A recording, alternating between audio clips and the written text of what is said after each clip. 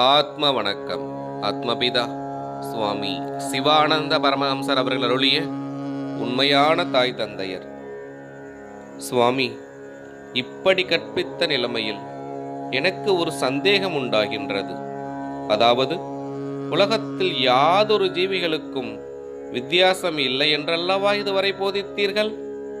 எனில் உலகத்தில் ஸ்திரீ புருஷ வித்தியாசம் கண்ணார கண்டு வருகின்றோம் அல்லவா? அதை இல்லை என்று சொல்லுவதற்கு இடமுண்டோ?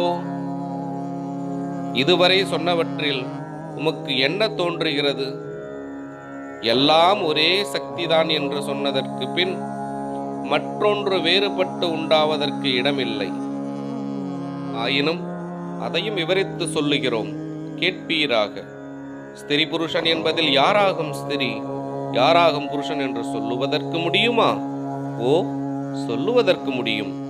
நாம் எல்லாரும் புருஷர்களும் நம்மை பிரசவித்த தாய்மார்கள் ஸ்திரீகளும் ஆவர். எனில் ஆதி முதல் இதுவரை உலகத்தில் சொல்லி வருவதும் நாம் தெரிந்துள்ளதும் நாமெல்லாம் ஸ்திரீகளாவார் என்றும் ஸ்திரீகள் எல்லாம் புருஷர்களாவார் என்றும் சொல்லி வந்ததாக இருந்ததென்றால், இப்பொழுது நம்மையெல்லாம் யார் என்று சொல்லுவோம்?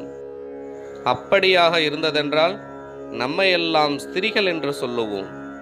அப்பொழுது நாம் ஸ்திரீ என்றோ புருஷன் என்றோ நமக்கு தெரியவில்லை. உலகத்தில் சொல்லி வருவதை மட்டும் நாம் கிரகித்தோம். அதனுடைய உண்மை எவ்விதமாகும் என்றும் ஆலோசிப்பதில்லை.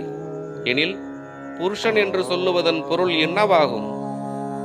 புறத்தில் வசிக்கின்றவன் புருஷன். அப்பொழுது யானை முதல் எறும்பு வரையிலும் உள்ள ஜீவிகள் எங்கே வசிக்கின்றன? தங்களுடைய வீடுகளில். உண்மையான தாய் தந்தையர் தொடரும். ஆத்ம வணக்கம்.